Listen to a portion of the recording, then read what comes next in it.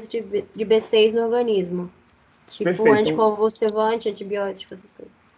Então, desses cenários aí, qual cenário você acha que é mais comum na gastroenterologia? Etilismo. Etilismo. Então, se você pegar um paciente que vai te procurar, por exemplo, o paciente bebe e o TGO-TGP é muito baixo, você tem que lembrar que o paciente pode ter uma doença no fígado crônica com TGO e TGP muito baixas. Então, aí você tem que pensar se tem falta ou não de piridoxina. É só para você juntar os quadros, entendeu? Só para você juntar os detalhes de que TGO e TGP podem ser baixas também. Não só altas e baixas, não quer dizer que quanto mais baixa é melhor. Não, quanto mais baixa pode ser uma doença. A gente vê muito pouco isso na prática, tá? Muito pouco. Mas eu já recebi um paciente encaminhado por TGO e TGP baixos. E era uso de anticonvulsivante. Mas é incomum. Mas só para vocês poderem saber que o TGO e TGP também baixo também não é bom.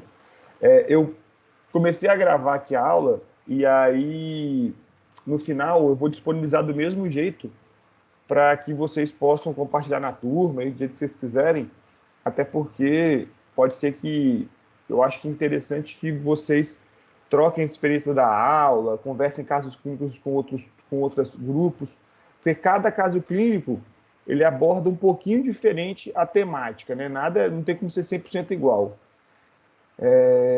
Então, podem ser que temas abordados aqui não serão abordados nas próximas aulas, pequenos detalhes. Então, vale a pena se puder assistir, se puder pelo menos ver os casos clínicos, pelo menos para trazer uma informação nova para vocês. Vou deixar a aula gravada, e aí qualquer coisa vocês passam rápido, vocês procuram só as partes que lhes interessam, para que vocês possam ver discussões diferentes em momentos de que vocês não estiverem sobrecarregados.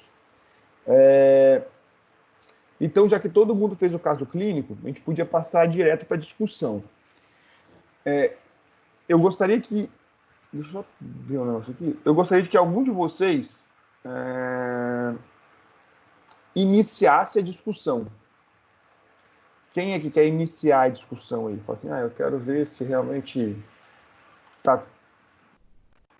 Quem quer botar aí o slide, pelo menos o que escreveu aí para todo mundo, para que a gente possa iniciar a discussão?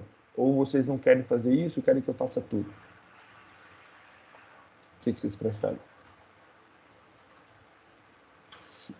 Tem alguém nessa sala aí? Professor, eu estou pelo celular, eu não consigo compartilhar a tela. Tá. Eu Tem posso alguém? compartilhar o negócio. Peraí. Deixa eu compartilhar. Mas pode ser só o documento? Pode ser. Pode ser só o documento. Eu só vou te perguntar o que você entende em cada momento. Na verdade, eu vou te perguntar. Deixa eu fazer o seguinte, deixa eu inverter, peraí. É porque eu Deixa eu. coloquei a resposta do lado. Mas, tipo assim, o que eu Não, pensei. então, perfeito. Se eu colocou a resposta, não tem problema nenhum, não. Ou você Pode quer ser? que eu compartilhe a minha tela e vocês vão me dando as respostas que vocês deram? Pode ser também. Então isso fica mais organizado, né? Acho melhor assim, professor. Deixa eu compartilhar a minha tela.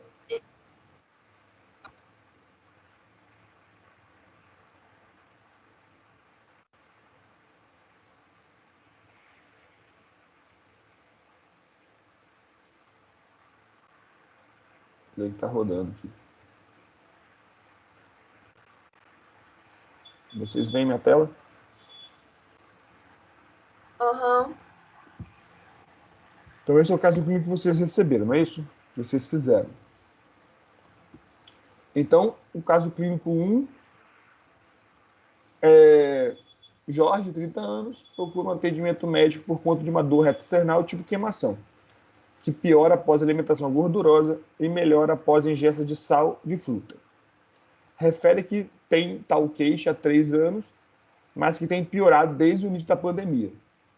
Nega doenças prévias ou familiares importantes. Nega o uso de medicamentos. Exame físico é normal. E aí, quem quer responder a primeira pergunta? Qual o diagnóstico? O diagnóstico que a gente imagina logo é o DRGE. DRGE. Então, deixa eu só.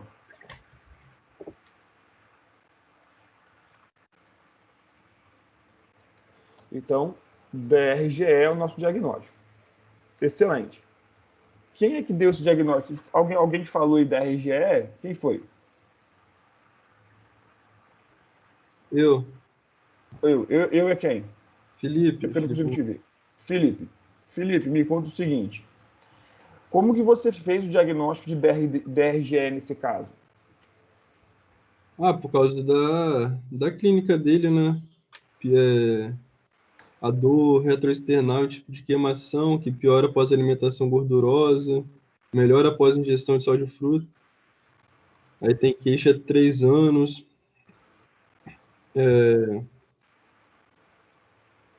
Eu acho que isso, por causa que Tá. a professora falou também que o diagnóstico é clínico, né, primeiro. Aí você vai fazer, tipo, tratar empiricamente, aí se der bom, deu. Se não der, ele volta, aí você tem que fazer a endoscopia, tem que fazer... É, Então, mas esse diagnóstico a gente chama de um diagnóstico presuntivo, não é isso? Eu presumo que esse paciente tem doença do refluxo. Concorda comigo? isso. Excelente. No fundo, a queixa dele é de uma esofagite, não é isso? Você entende isso?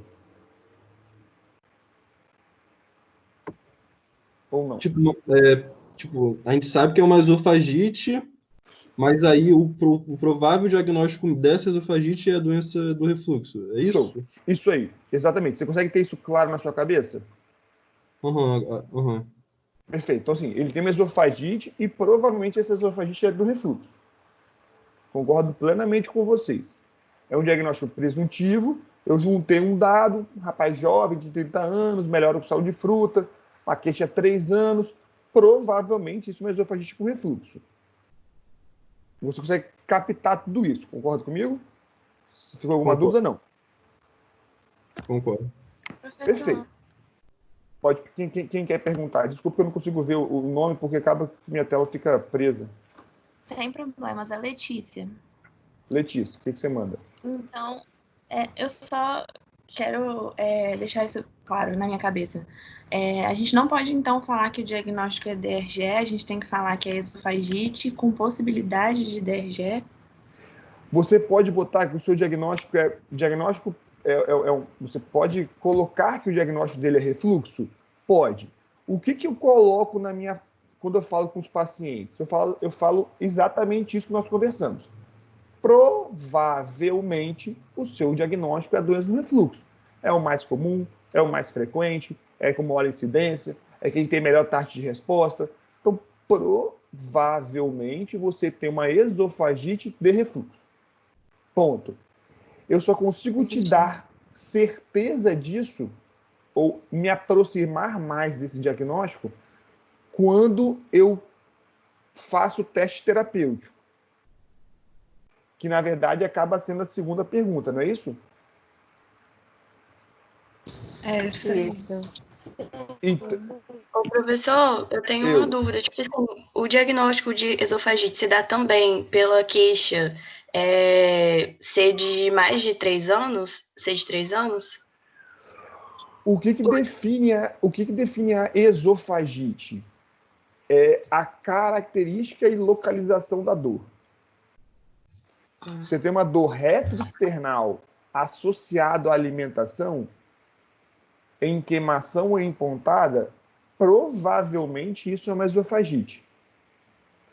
Se eu tenho uma dor retroesternal que ela piora com a atividade física, qual que é o diagnóstico que você acha que você vai me dar? Qual é o local provável da dor? Coração. Cardíaca. Show. Se eu tenho uma dor retroesternal associada a tosse e falta de ar, qual que é o diagnóstico que você vai me dar? provavelmente pulmonar. Excelente. Se eu tenho uma dor retroesternal que piora com a alimentação, qual é o diagnóstico que você vai me dar? No estômago. Uma doença esofágica, alguma esofagite. Qual é a principal causa de esofagite que nós temos? Refluxo. Refluxo. Deu para fechar o ciclo? Uhum. Deu. Felipe, você tem certeza que é refluxo? Não. Não. Por que ninguém aqui tem certeza se é refluxo ou não? Existe algum método que a doutora Ana Paula falou que ele é 100% eficaz para dar o diagnóstico de doença do refluxo? PH-metria. A pH-metria. Pegametria. Que é o melhor. Não é isso? Então, Ele que ajuda a gente na definição.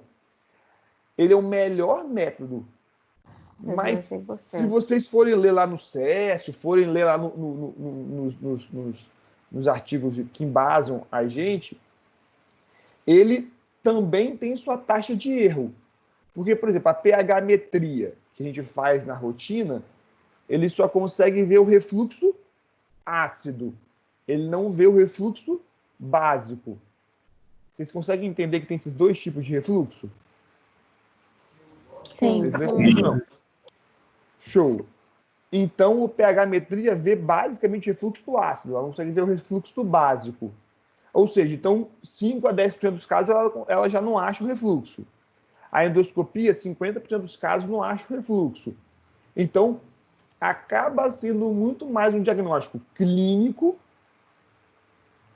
e epidemiológico, na sua maioria das vezes, do que efetivamente um diagnóstico laboratorial. Vocês entenderam? sim. Sim. Ô, professor, Pode perguntar. Pode falar, Felipe. Depois eu falo. Quem quiser. é porque o professor de clínica cirúrgica, ele falou Aham. sobre o refluxo alcalino, né? Ele falou que faz o Vilitec e tem também a pH-metria por impedância, né? Isso, Aí, é como seria, tipo, a impedância-metria. A gente não tem esse exame ainda em Vitória, assim, pelos planos. A gente só tem a pH-metria.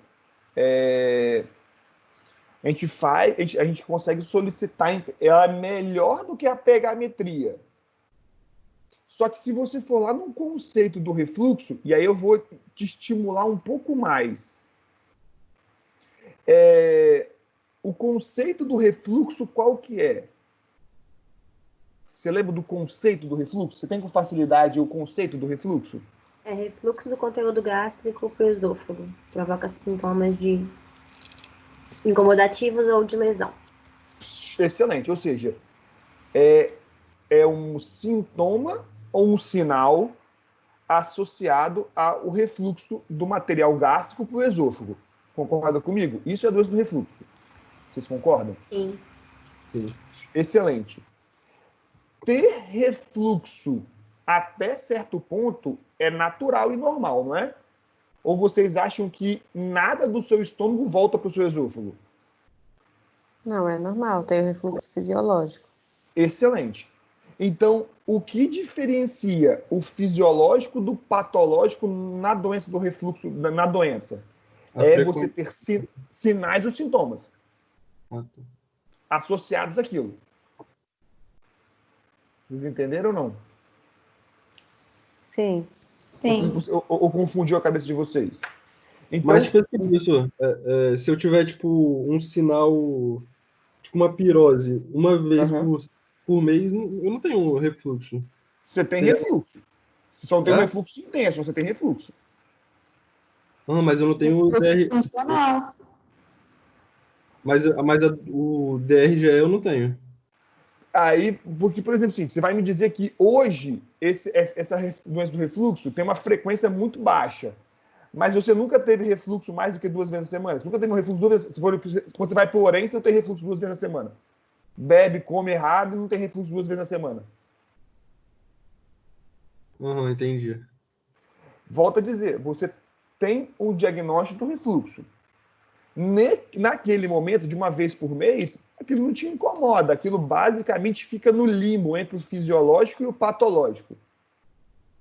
Mas, no fundo, a gente se aproxima muito da doença. Ou seja, você tem um sinal e um sintoma associado àquilo. A frequência é para a gente melhorar o diagnóstico, a gente melhorar a nossa especificidade do nosso diagnóstico. Você entendeu ou ficou muito confuso na sua cabeça? Entendi. Então, concorda comigo que ser sinal e sintoma é uma coisa meio subjetiva. Por exemplo, vamos dizer que você, no seu caso, tem aí um refluxo sintomático por mês, como você disse. E aí vem a prova da gastro, por exemplo. Aí você passa a ter o mesmo sintoma 4 vezes na semana. Provavelmente outros fatores externos interfiram na sua dor. Então, o exame pode ser que fisiologicamente você mantenha a mesma taxa de refluxo, né? Se eu faço a pegametria, mantém lá o tempo de pH abaixo de 4, igual que você tinha antes. Só que outros fatores podem interferir na sua sensação, na sua percepção de dor. Mas nessa nova situação, você está sentindo dor mais fácil. Daí você começa a ter o sintoma do refluxo. Vocês entenderam ou não? Porque às vezes o documento fica meio confuso na cabeça de vocês. Como se fosse, como é sinal e sintoma associado a essa regurgitação, pode ser que para você, Felipe, precisam ter 20 episódios de refluxo para você ter sintoma. Você tem um limiar de dor mais alto. Mas pode ser que para mim, com 2 refluxos, com 2 regurgitações, eu tenha sintomas. Porque o meu limiar de dor é mais baixo. Você entendeu a diferença? Uhum. Que aí que por isso que esses exames de pH, impedanciometria, a gente acaba fazendo num segundo momento, muito mais para a gente confirmar um diagnóstico do que para a gente definir o diagnóstico. Você entendeu? Professor, Entendi. Eu tenho uma dúvida, que você falou que ele tem um caso de esofagite, né? Isso. Só que na aula, Ana Paula falou que para ter o diagnóstico de esofagite, você tem que ter a lesão esofágica. Como que eu sei que tem a lesão sem fazer a endoscopia? Excelente pergunta, olha só. O que a Ana Paula faz quando ela vê na endoscopia uma lesão no esôfago? Ela te dá o diagnóstico que realmente tem uma esofagite, não é isso? Ou você não entende? Quem está falando? Desculpa, quem está falando? É Manuela. Manuela, olha só. Se eu fizer uma endoscopia e vir lá uma erosão no esôfago, qual que é o diagnóstico de certeza que você tem? Que com certeza ele tem uma esofagite, não é isso? Sim. Ele tem uma erosão no esôfago. Não tenho dúvida que ele tem uma lesão no esôfago. Perfeito. Você precisa fazer um cateterismo para definir que a dor é cardíaca? Não. Não. O que o cateterismo faz para você? Ele fala assim, ele te fala se tem lesão ou se não tem lesão na coronária. Você entende isso ou não? A Sim. dor é de características cardíacas. A dor é de características de esofagite. Se a endoscopia vier normal, ele me diz que no esôfago, na parte da mucosa, não tem lesão nenhuma. Mas eu posso ter uma lesão, por exemplo, na serosa, na muscular, em outra parte do esôfago, quando a endoscopia é normal? Mas, professor, porque minha dúvida é o seguinte, porque você falou que não pode afirmar que ele tem um diagnóstico de refluxo, mas pode afirmar que ele tem de esofagite. Só que o diagnóstico de refluxo é clínico e o da esofagite não é necessariamente clínico. Necessita da endoscopia. Aí isso que eu fiquei com dúvida. Não obrigatoriamente. Pensa comigo. Imagina que você tem uma doença reumatológica. Vocês já tiveram reumato? Sim. Já tiveram reumato? Já. Lembra da esclerose múltipla? Da esclerose múltipla, da esclerose... Esse nome da doença? Que dá aquela síndrome de Crestor. Professor, eu acho que a gente não viu isso não, então pode seguir. Que dá... Ai, uma doença do colágeno que dá uma boca pequena. Esclerodermia. Esclerodermia. Lembra comigo, a esclerodermia não pode dar uma esofagopatia? Não pode diminuir a motilidade do esôfago? Você lembra disso ou não? Pode. Aham, sim. Tá, a esclerodermia pode dar uma desmotilidade no esôfago. Beleza? Isso é um processo inflamatório no tecido conjuntivo do esôfago. Isso é uma esofagite? Não Ou não? necessariamente. Isso é uma esofagite. Isso é um processo inflamatório do esôfago. Ah, entendi, sim. O que você está confundindo precisa ter lesão de mucosa para ser uma esofagite? Não. Não. Vou uma coisa mais simples para você. Imagina que você tem uma acalásia. O que é a acalásia? Sabe o que é a acalásia? Você viu lá na cirurgia já a acalásia? Sim. O que é a acalásia? Não é uma inflamação no esfíncter esofágico inferior? Não seria o relaxamento? Não necessariamente uma inflamação. Falta do relaxamento. Agora, por que ele tem a falta do relaxamento? Aham. Ah, tá, entendi. Por causa da Porque em algum inflamação. momento ele inflamou, concorda comigo? Ele não chega a ter a falta do relaxamento porque ele quer. A doença pode ser idiopática por chagas, mas induz você a entender que você teve uma esofagite prévia. Você viu um processo inflamatório no esôfago antes de ter essa falha no relaxamento. O que te levou até a falha no relaxamento? Um processo inflamatório pré. A endoscopia pode ser normal. O que a endoscopia vai te dar de certeza? Se tiver um processo inflamatório no esôfago, na mucosa, ela tem grande chance de ver. Agora, a endoscopia pode ser normal e você ter uma esofagite? Pode. Em que momento a endoscopia pode ser normal e você dar uma e falar que o esôfago é normal? No momento que o processo inflamatório ele é microscópico e não macroscópico. Tem aquela não erosiva, né? Esofagite não erosiva. A não erosiva é um exemplo. Mas mesmo assim, tipo assim, professor, se não for um negócio microscópico, você vai ter que confirmar com a biópsia. Perfeito. Da mucosa. Se eu tivesse suspeito de uma esofagite de mucosa. O esôfago... Eu achei muito confuso, desculpa. Não, então vamos lá, olha só. Você está pensando que a esofagite é só a mucosa. A esofagite ela não é só a mucosa. Mas deixa eu só voltar no conceito anterior.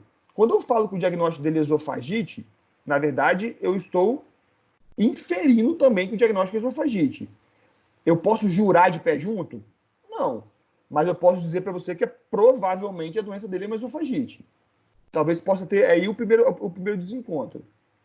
Eu posso jurar que é esofagite? Sim, né? Jurar, Porque não posso. para mim, você tinha afirmado que era uma esofagite com provável causa do refluxo. Isso. Só que, tipo assim, na minha cabeça, seria muito mais fácil você afirmar que ele tem um refluxo que está gerando uma esofagite do que o contrário, entendeu? Tipo assim, para mim é muito mais fácil afirmar o refluxo do que afirmar a esofagite, entendeu? Entendi sua dúvida, entendi. Então eu vou deixar para te responder lá na foto do 3. Pode ser? Que aí, o que nós vamos fazer? Sim, não, eu entendi que, tipo assim, não dá para afirmar nenhum dos dois, na verdade. Mas é porque, até onde eu sei, que a Ana Paula falou, o diagnóstico de refluxo é clínico e da esofagite necessita de uma confirmação por exames. Aí, você falou que não precisa, eu fiquei meio confusa, mas tudo bem. Não, então vamos tentar resolver isso.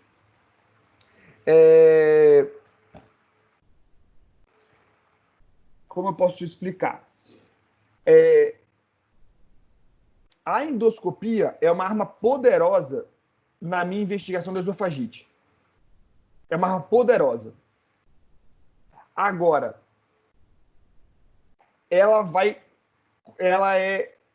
a endoscopia normal, ela exclui a esofagite?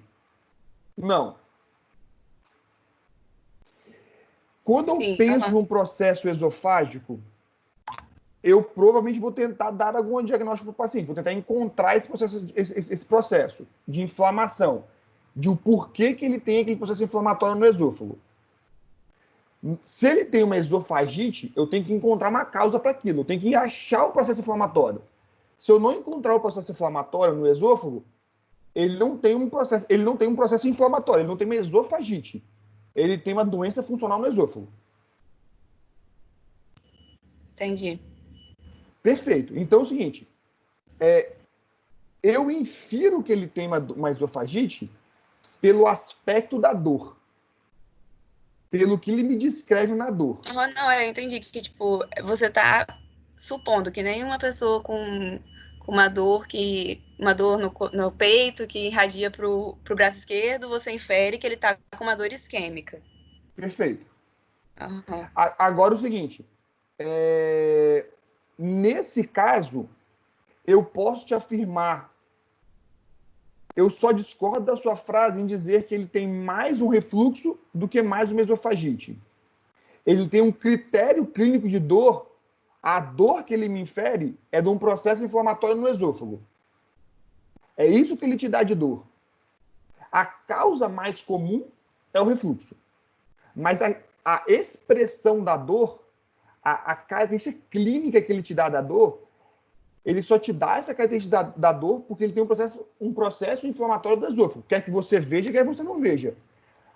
Porque senão, não caracteriza o refluxo. Eu só caracterizo o refluxo porque eu tenho inflamação no esôfago, senão eu não caracterizava o refluxo. Porque senão eu não tenho sinal nem sintoma. Você concorda comigo ou você continua? Desculpa, é que te repete para mim, por favor. Você falou que só pode ter o refluxo quando tiver a lesão? Eu só posso ter se eu tenho um sinal, um sintoma daquela doença, aquilo é desencadeado inicialmente por uma patologia que, na verdade, se você tem a doença do refluxo, aquilo tem que ter, em algum momento, superado a sua capacidade fisiológica. Ou de percebedor. Se você tiver só de percebedor, pode ser uma doença funcional, associado ao seu refluxo. Se você tem a queixa direta do refluxo, tira a doença funcional da sua vida. A doença funcional, se vocês não tiverem, vocês vão ter comigo daqui a pouco. A doença funcional é quando eu tenho uma dor sem ter inflamação. Eu tenho a dor, mas eu não encontro nenhum processo inflamatório ali por trás. Entendi. Tira a doença funcional da sua cabeça. Vamos pensar o seguinte, eu tenho um sintoma porque eu tenho uma inflamação. Ou seja, eu só consigo ter refluxo se eu tiver uma inflamação no esôfago. Os seus sintomas se eu tiver uma inflamação no esôfago. Se eu não tenho nenhuma inflamação no esôfago, teoricamente minha doença não deve ser refluxo, deve ser uma doença funcional. Confundi a sua cabeça ou te ajudei? Às vezes eu entendi. Obrigada. É como se eu estivesse pensando o seguinte, por que o refluxo desencadeia a dor? Qual que é a justificativa que você acha que o refluxo vai desencadear a dor na paciente? Porque está causando uma inflamação. Ponto. Então, se tem uma inflamação no esôfago, qual que é o diagnóstico disso? Esofagite. Entendeu? Agora, Felipe, eu consigo... Mas, professor... deixa. Não, pode perguntar. É porque a professora falou também que muitos casos de refluxo não causam uma lesão no esôfago quando você faz a endoscopia. Visível à endoscopia. Uma lesão macroscópica. Entendi. Não quer dizer que ele não tem processo inflamatório microscópico. Entendi. Que aí você tem que juntar tudo num bolo só. Entendi. Se você fizer, então você já está entendendo a próxima aula. Imagina que você tem um retorno de ácido para o esôfago, que é o seu fisiológico. Você faz toda e qualquer investigação, biopsia, tira o pedaço do esôfago, sei lá o que você faz. E não vê nenhuma inflamação, mas a paciente tem dor. a doença é funcional e nem não um processo inflamatório. É uma doença da percepção da dor e não uma patologia realmente destruindo o esôfago da paciente. Mas aí... Ah, tá, entendi. É uma doença funcional. Aí ele não fecha como refluxo, ele fecha como uma dispepsia funcional, que aí é o tema da aula que a gente vai dar para vocês. Entendi, obrigada. Nada. Mas conseguiu resolver mesmo ou ficou na dúvida aí? Que Não, isso entendi. Entendi, pode deixar. Então, bom.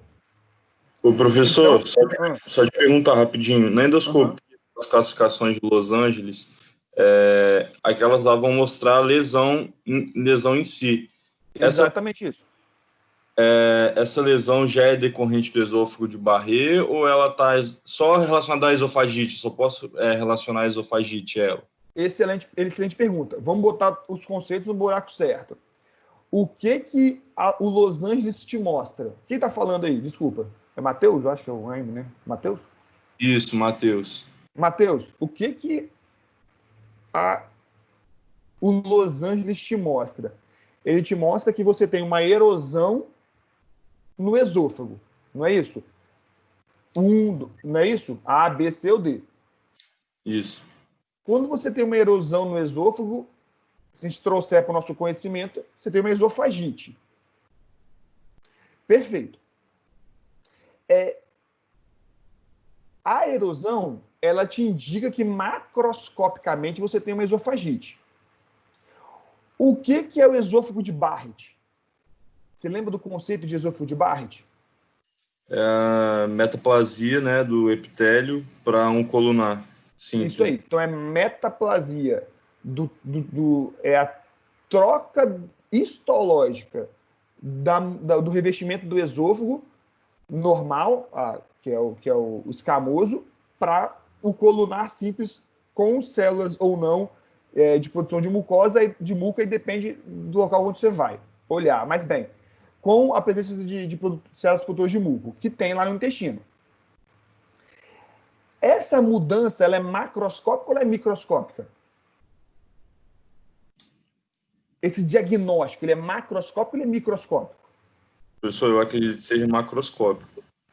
Vamos lá. Acho que é Micro. Esse diagnóstico, Matheus, ele é micro. Por que ele é microscópico? Você pode ver macroscopicamente, ou seja, pela endoscopia, lesões que sugerem o Barrett. Perfeito. Mas você só consegue dar esse diagnóstico quando você pega a biópsia e olha o tecido colunar com células produtoras de muco. Deu para você entender? Sim. A professora tinha até falado, porque eu falei macro, porque a professora tinha falado do negócio de você pode ver algumas áreas de fibrose no esôfago. Aí você tem que biopsiar por baixo, ela até falou isso. Mas isso é uma outra doença até. Isso é até uma outra complicação. O que o Barrett te dá na visão endoscópica são regiões ele fala em tons de salmão. É um rosa bem claro, que é diferente da pele do esôfago convencional. Ou seja, essa lesão macroscópica, ela sugere o Barrett. Ela não define Barrett, ela só sugere o Barrett. Beleza, professor. E aí que vem a nossa interpretação. Ele tem uma esofagite? Tem, visível. Ele tem uma erosão. Mas ele tem um Barrett. Esse Barrett só vou dar diagnóstico pela biópsia. Então, a classificação de Los Angeles, ela não diz se você tem ou não um Barrett. Ela pode sugerir se tem uma erosão A, B, C ou D, a intensidade da erosão. E o colega pode até colocar que tem sinais, algumas coisas que pode sugerir o Barrett em associação.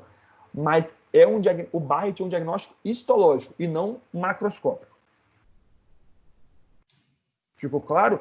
Se você tem uma lesão, se você tem uma esofagite grave, que é a C e a D, que é aí que normalmente a Ana Paula fala isso, que se você tem tanta inflamação, você pode esconder uma alteração microscópica que é o Barrett. Então, normalmente, a gente faz a endoscopia, a gente avalia o C e o D, a gente trata o refluxo e a gente refaz a endoscopia. Porque depois que eu cicatrizo a mucosa, depois que eu melhoro a mucosa, pode ser que o Barrett fique mais visível. E aí eu consigo diagnosticar o Barrett no segundo momento. Ficou claro? Claríssimo, professor. Obrigado. Show. Então, Matheus, escolhe alguém na sua turma para responder a segunda pergunta aí. Qual é a conduta inicial para o caso clínico?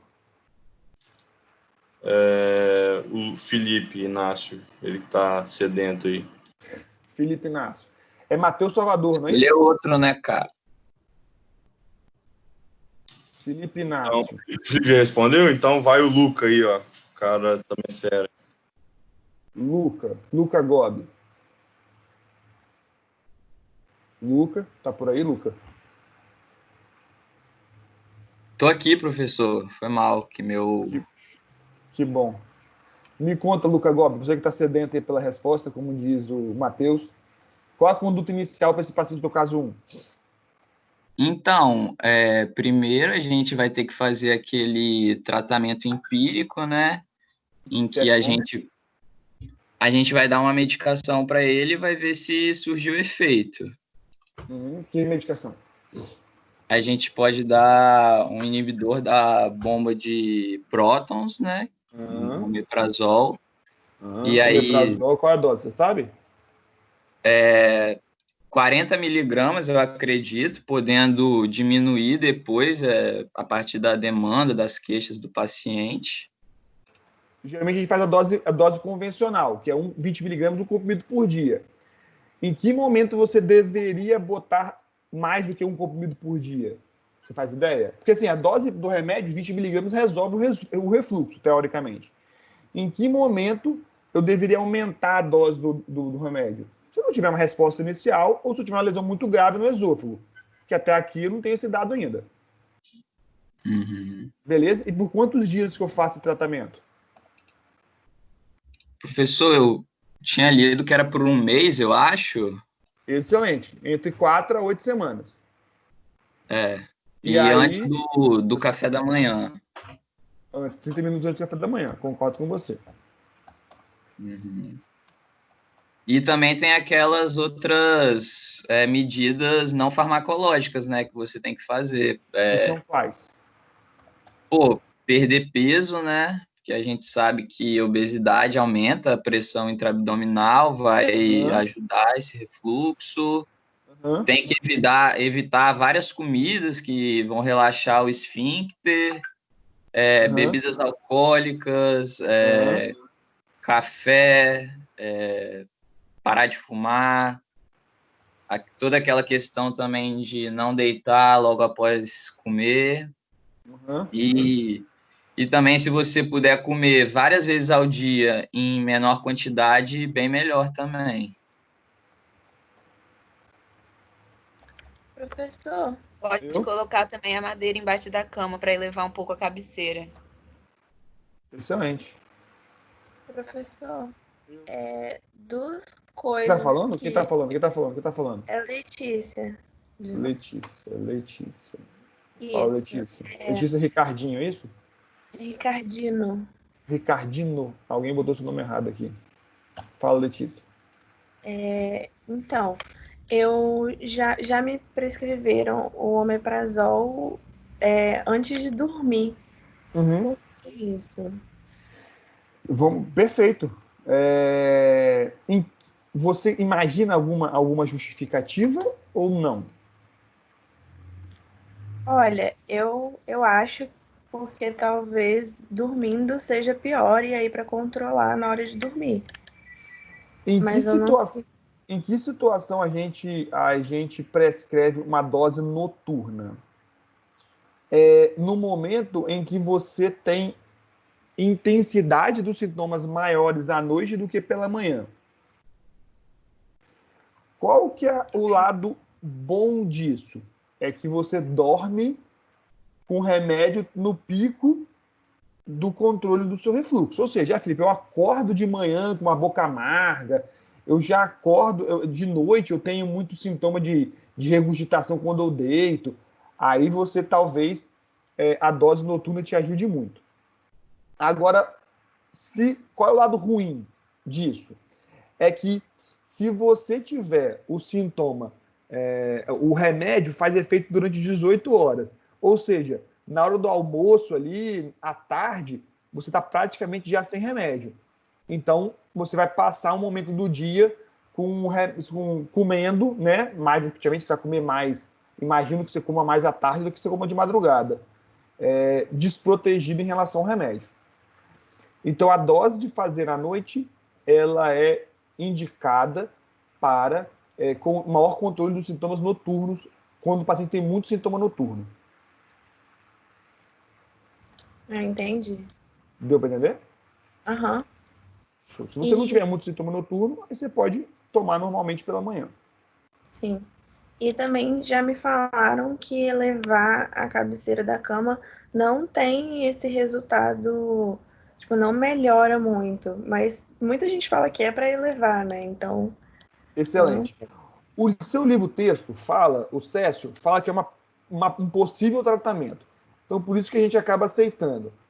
Eu recomendo? Recomendo. Mas em que situação, Letícia, você acha que essa recomendação deve ser frisada? Imagina que... eu vou te dar 2 casos clínicos.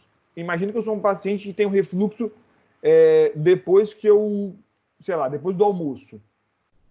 E eu sou um paciente que tem um refluxo noturno. Em quais das situações você acha que vale a pena levar a cabeceira da cama? Na pessoa que tem o sintoma noturno, né? Show de bola. Você vai diminuir a chance de ter refluxo noturno. Agora, 100% eficaz? Não, porque nós não temos nenhum trabalho que comprova isso. É só uma tentativa a mais para evitar de você usar remédio.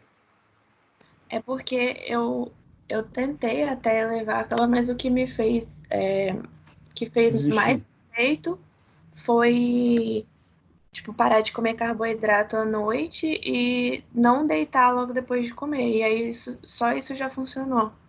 Excelente. O que você fez quando você comeu mais leve à noite? Quando você mudou sua dieta da noite? Você diminuiu o seu índice, o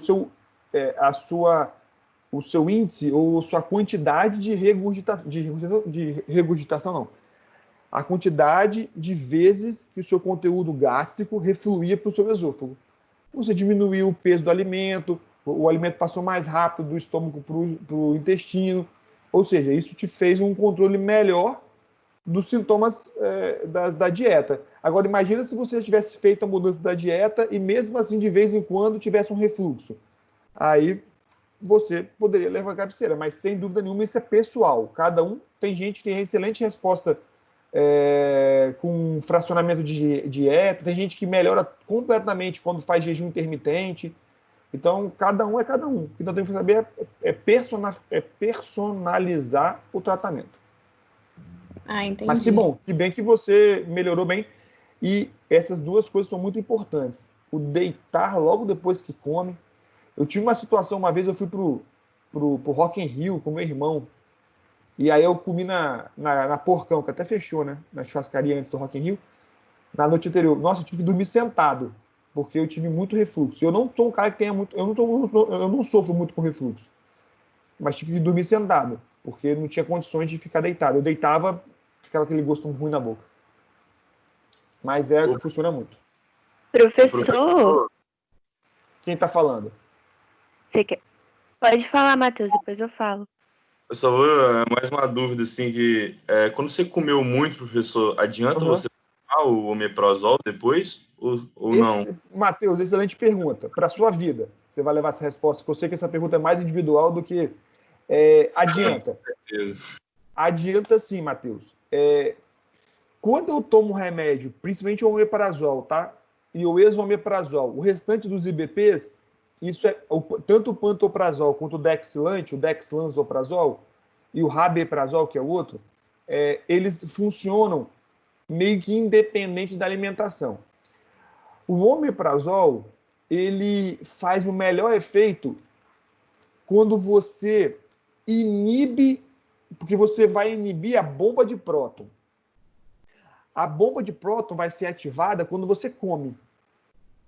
Então, se você já tiver ativada a bomba de próton, não tem o que inibir. Você já está com hiperacidez.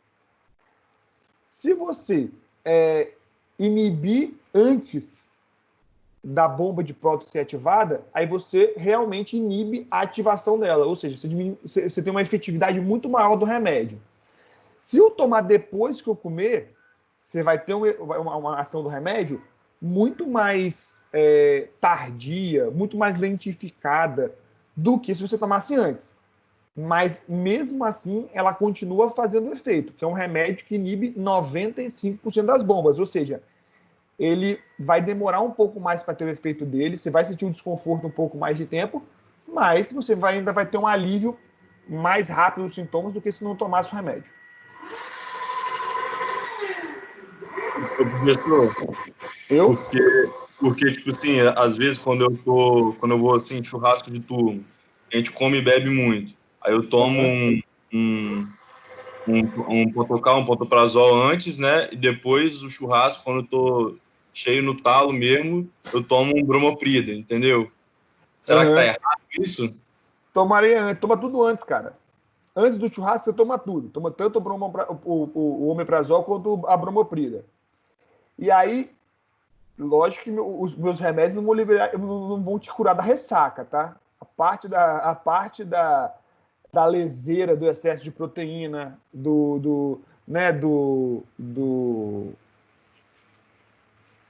a parte a galera comentando aqui no grupo, comecei a rir, mas espera aí, eu não vou conseguir te tirar o efeito deletério da sua libação alcoólica e alimentar. O que eu vou conseguir fazer é melhorar seus sintomas do refluxo. Então eu consigo melhorar o refluxo em termos de sintomas de refluxo, tomando remédio antes, e a bromoprida vai diminuir aquele peso, aquele inchaço da barriga que fica do mal-estar. Mas eu não vou conseguir também resolver todos os problemas da ressaca, senão bromoprida e omeprazol seriam os remédios mais vendidos do mundo. Com certeza. Mais para estudante de medicina. Beleza, professor, obrigado. Nada. Professor. Quem tá falando? Juliana. Eu tô com uma dúvida, assim, se o paciente chega referindo que tem sinais de alarme, eu vou prescrever para ele um inibidor da bomba de próton até fazer endoscopia?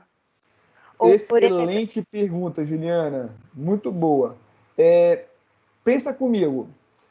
Se você achar que é uma úlcera, por exemplo, tem um paciente internado lá no hospital, cara jovem, com uma dor epigástrica, que piora quando ele come, 20 minutos, ele já teve uma úlcera prévia, não tratou, tudo leva a gente a pensar que é uma úlcera. Ou seja, ele tem sinal de alarme? Tem. Ele tem uma dor intensa, perda de peso, náusea, ou seja, tem sinal de alarme? Tem, ninguém tem dúvida disso. Você deixaria ele com ou sem omeprazol até endoscopia? Calma. A úlcera... Com omeprazol. Você vai tratar a doença dele. Não se precisa esperar ele perfurar ou uma endoscopia daqui uma semana para ele continuar sofrendo até uma semana. Você dá o omeprazol e trata ele. Felipe, cara, é uma suspeita de um câncer. O paciente tem uma disfagia importante, o alimento não passa, está com perda de peso, um tabagista, 70 anos, refere que tem um alimento para no meio do caminho, ou seja, realmente parece um câncer. Vômito também, né? Talvez o refluxo, o omeprazol não vai te ajudar em muita coisa. Talvez nessa situação eu esperaria um pouco a endoscopia, na verdade pediria para fazer a endoscopia o mais rápido possível. E o omeprazol perde um pouco da necessidade dele naquela consulta. Você vai direcionar o omeprazol para a sua hipótese diagnóstica principal. Mas normalmente a gente prescreve, tá? Que normalmente melhora algum dos sintomas. Lógico que eu tirei 2 exemplos muito distantes, mas no dia a dia não é tão distante assim. E aí, normalmente, a gente fica no limbo, a gente está na dúvida, a gente prescreve o omeprazol com ou sem um procinético para tentar aliviar um pouco o sintoma do paciente até ele fazer o exame.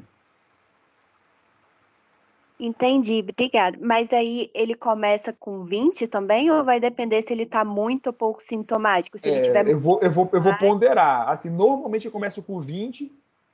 Se tem um sinal de alarme, eu peço endoscopia com rapidez e aí no retorno reavalio.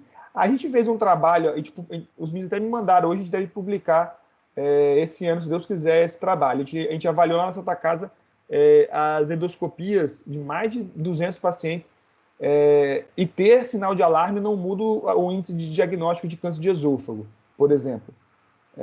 Então, assim, a gente, às vezes o sinal de alarme muito mais confunde a gente do que ajuda a gente no diagnóstico efetivamente. Mas, tendo sinal de alarme, a gente tem que fazer endoscopia. Mas, assim, no fundo, acaba sendo um refluxo muito mais do que uma doença grave por trás, tá? Entendi, obrigada. Professor, eu. Só completando que nosso grupo... Quem tá falando? É Bianca. A Bianca. Só completando que nosso grupo falou da conduta, a dose dobrada a gente iria usar se fosse grau C ou D, de Los Angeles, esôfago de barreiro longo e ausência de resposta ao tratamento. Excelente. Nesse caso aqui, Bianca, você, no caso 1, ali no caso 1 ainda, você acha que ele precisa de dose dobrada? Eu acho que não, né? Ele não tem nenhum desses critérios ainda. Isso. Ele pode ter, no caso 2, pode ser que eu mude meu diagnóstico, minha conduta, mas agora, no caso 1, ele não precisa otimizar isso.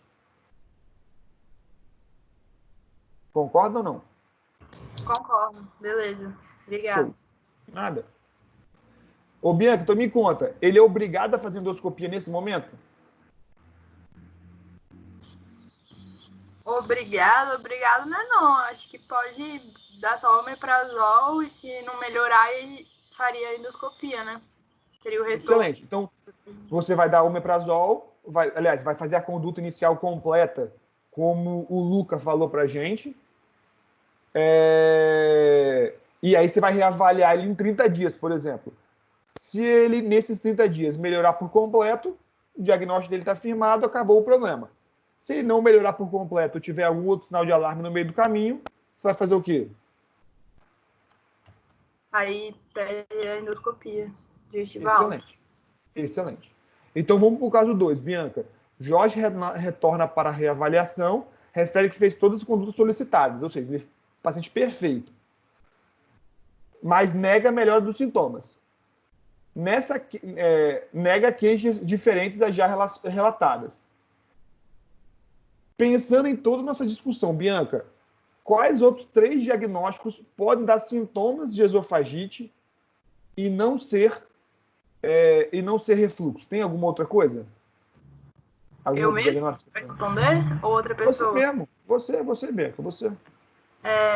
Adenocarcinoma, esofagite vírus ou infecciosa ou eosinofílica? Adeno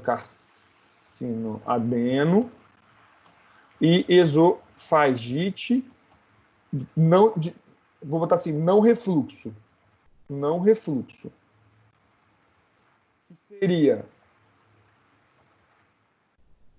Seria a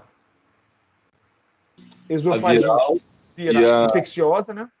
Infecciosa. A eosinofílica entra aí também? Inflamatória, vou botar inflamatória, porque aí o eosinófilo é um padrão dessas inflamações, que, pode ser, por exemplo, a doença de Crohn, por exemplo. Doença de Crohn é uma doença que vocês vão ver lá na frente, que acomete o intestino, da boca ao ânus e pode dar uma inflamação no esôfago. Então, pode ser uma doença de Crohn, pode ser uma lesão inflamatória, e eu vou botar aqui... medicamento também, não? Isso. Medicamento, excelente. Quem falou medicamento? Carol, muito boa. Professor, pode ter úlcera também? No terço médio superior? Úlcera causada por quê? Citomegalovírus. E aí entraria na infecciosa. Mas foi pensado. Infecciosa, né? Beleza. E eu vou botar aqui inflamatória. Inflamatória já botei, né? E doença do tecido conjuntivo. Professor? Eu. Infecção por H. pylori também entraria. numa dessas esofagites de não DRGE ou seria algo Quem à está parte? perguntando? Glenda. Quem? Glenda. Duenda. Não. Glenda, Desculpe. G-L-E-N-D-A. Glenda. Tá, que achei aqui. Glenda, excelente pergunta, Glenda. Me conta o seguinte, aonde que o H. pylori vive? No estômago. No estômago, show. Se o H. pylori vive no estômago, ele causa inflamação aonde? No estômago ou no esôfago? Show. Se ele causa inflamação no estômago, ele vai causar inflamação lá no esôfago? O H. pylori diretamente? Não. Não. Show de bola. Então, o H. pylori causa esofagite? Zero. Não. Combinado? Aham. Vamos para a segunda análise. Felipe, o H. pylori pode mudar pode dar mais ou menos refluxo? Pode. Mas, professor, pode falar, o que está falando? Ele seria refratário também no tratamento com a bomba de prótons, com o inibidor da bomba de prótons? Mas o que seria refratário? Não, a infecção por H. pylori não ia melhorar usando. Vamos lá. O H. pylori causa esofagite? Não. O H. pylori, ele pode mudar o pH estomacal para mais ou para menos se esses extremos, se eu tiver refluxo desses extremos, pode ser que eu tenha uma esofagite de certo ponto interferido pelo H. pylori, mas não não é o H. pylori que vai lá no esôfago e causa o problema. Deu para vocês entenderem a diferença? Não é a bactéria que vai lá e causa esofagite. O Maastricht, que é o consenso mundial sobre H. pylori, ele fala no seu parágrafo que você não pode inferir diretamente ou com certeza se o H. pylori melhora ou piora o refluxo do paciente ácido. Por que ele fala isso? O H. pylori, ele pode causar a primeira inflamação dele é uma atrofia do antro do estômago. Quando ele causa isso, ele causa um aumento de gastrina. Quando ele aumenta a gastrina, ele aumenta a produção de ácido. Ou seja, ele pode estar associado com o aumento da produção de ácido. Só que a piora, a manutenção, a maior intensidade dessa atrofia que ele causou inicialmente no antro, começa a acometer o corpo do estômago, o corpo e o fundo, que é onde produz o ácido. Se eu inflamo essa parte, eu paro de produzir o ácido. Ou seja, eu posso ter tanto aumento da acidez como diminuição da acidez estomacal associada ao H. pylori. Então, eu não consigo dizer a vocês, nem eu nem ninguém, de antemão, se aquele paciente tem um aumento ou diminuição da acidez causada pelo Helicobacter pylori. Então, a pergunta que foi feita é o seguinte, Felipe, ter o Helicobacter pylori, ele causa mais esofagite? Eu não posso te responder isso, eu não posso te afirmar. Eu posso te afirmar que o Helicobacter pylori não causa diretamente esofagite, mas interferir no meio, aí ele interferir no meio do refluxo e o refluxo causaria, de alguma maneira, a esofagite. Mas eu não posso dizer se é para ácido ou para básico. Vocês entenderam? Isso eu compliquei a cabeça de vocês. Não entendi. Mas aí ele poderia entrar como diagnóstico diferencial? Nesse caso, eu entendo que não. Se eu penso que a não ser que você colocasse para mim muito claro assim na prova, vamos dizer, Felipe, ele pode ter um refluxo, por exemplo, alcalino, associado ao Helicobacter pylori. Logo, eu estou dando o IBP, que vai, teoricamente, alcalinizar o meio e não vai ter efeito nenhum. Aí eu poderia te dar ok. Agora, se você colocasse para mim só assim, uma esofagite causada pelo Helicobacter pylori, ou só Helicobacter pylori, daí eu acho que essa resposta fica muito ruim. Agora, se você me explicasse, Felipe, eu acho que pode ser um refluxo alcalino associado ao Helicobacter pylori. Portanto, usar o IBP não vai interferir em nada nesse desenvolvimento de doença. Daí eu te daria 100% da resposta. Mas se fosse um refluxo ácido causado pelo Helicobacter pylori, que você falou que ele pode causar tanto aumento ou diminuição. Ele pode causar uma acidez maior do meio. Mas é ele que causa o refluxo? Não. Quem causa o refluxo? Normalmente é a abertura do esfíncter esofágico inferior. Entendi. Não é ele que está causando a doença. Ele está piorando e está intensificando, ele está deixando o meio mais propenso por causa da diminuição do pH, né? Por causa de deixar o pH mais ácido. Mas não é ele que está lá causando, não é ele que está lá e furando o esôfago, deu para entender? Deu. Mas então, se fosse uma infecção por Helicobacter pylori, que estaria deixando o meio mais ácido, o inibidor da bomba de prótons iria funcionar nesse caso? Ele iria funcionar, mas ele teria a potência completa? Pode ser que não, porque sua produção de ácido está aumentada, pode ser que eu precise de 2 vezes por dia do remédio. Pode ser que 1 vez por dia do remédio está ruim, está pouco.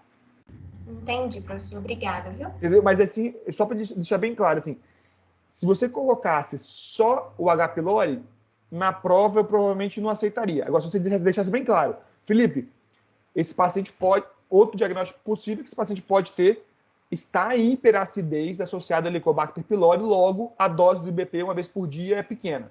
Pô, show, não tem como não te dar certo. É porque eu só não quero que você entenda que Helicobacter pylori vai dar refluxo. Isso não é o que eu quero que você entenda. Eu quero que você entenda que, porque eu não sei em que momento o pH vai estar. Vai estar maior, vai estar igual, vai estar menor. Eu não tenho como caracterizar isso para você. Mas se você me colocar numa resposta dessa, claramente o que você pensou, aí não tem como aí a resposta está correta. Aí eu acho que o pensamento tá unificado, o pensamento tá bom. Beleza, professor. Alguém levantou a mão aqui. Não sei quem levantou a mão. Quem levantou a mão? Eu tinha levantado, mas eu vou até abaixar porque eu acho que você já respondeu já a minha pergunta. Era que, se não um diagnóstico diferencial, mas uma das causas dele não responder ao IBP, a dose era baixa. Ser baixa. Aí a gente teria que aumentar a dose, algo assim. Pode. Então, pode ser, Quem né? tá falando? Giovana. É a Giovana. Giovana espanhol, é isso? Espanhol. Isso. Giovana, mas eu já não fico confortável. Lembra que 95% dos pacientes melhoram com a dose normal. Poxa, ele já está nos 5%, será que tem alguma coisa a mais? Daí você entende a necessidade da investigação direta do estômago, né? Eu otimizo a dose do IBP, mas investigo porque ele já tem um sinal de alarme que é não responder uma dose plena do omeprazol. Entendi. Show. Okay. Então, Giovana, aproveita que você está com o microfone ligado aí, qual a conduta nesse momento? Oi? Aproveita que você já está com o microfone ligado. Me conta, qual que seria a conduta neste momento? Bem, a gente pode solicitar para ele uma endoscopia. Excelente. Além de solicitar a endoscopia, você quer fazer mais alguma coisa? Não, tendo em vista a minha pergunta, talvez eu aumentaria um pouco a dose do IBP também.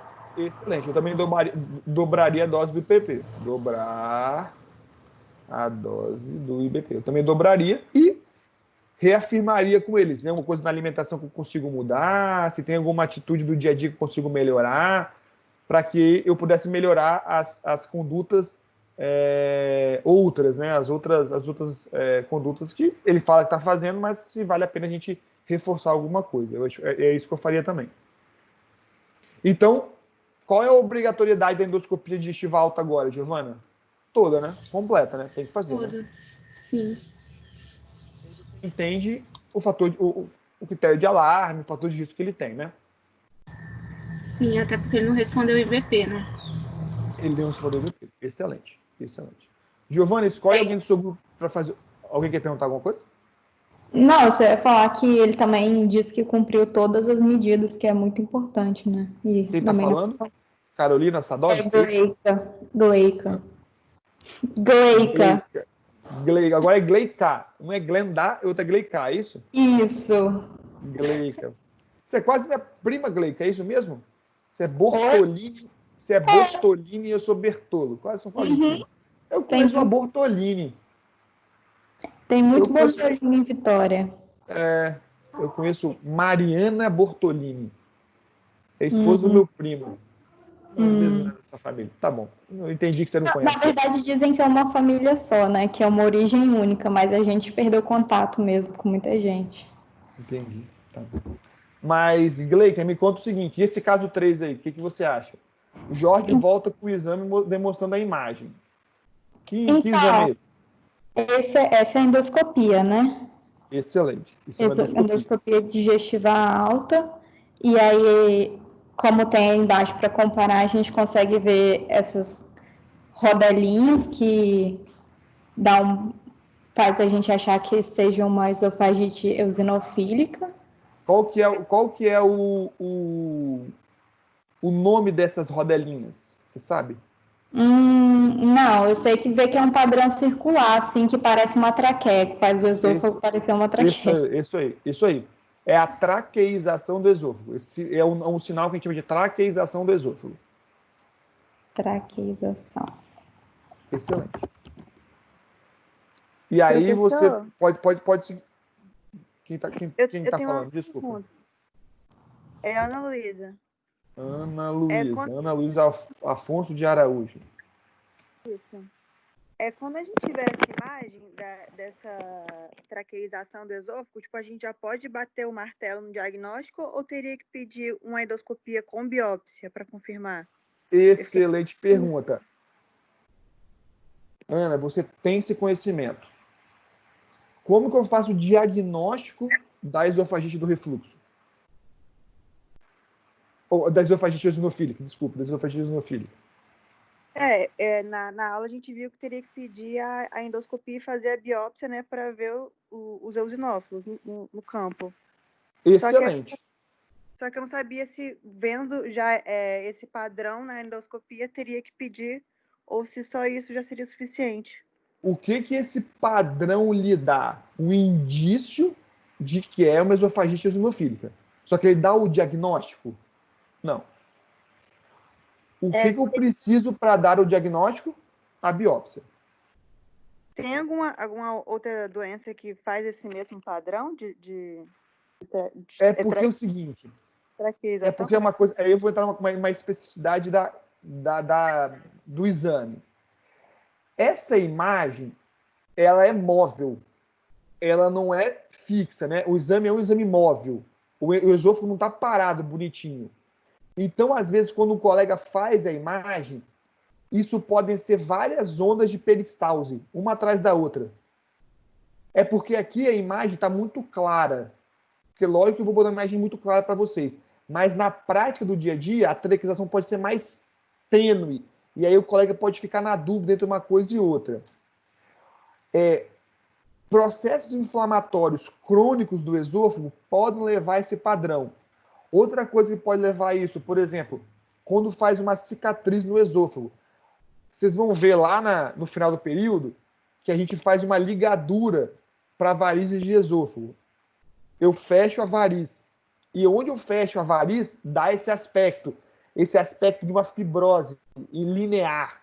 Então, pode simular a traqueização. Então, assim, é patognomônico? Não.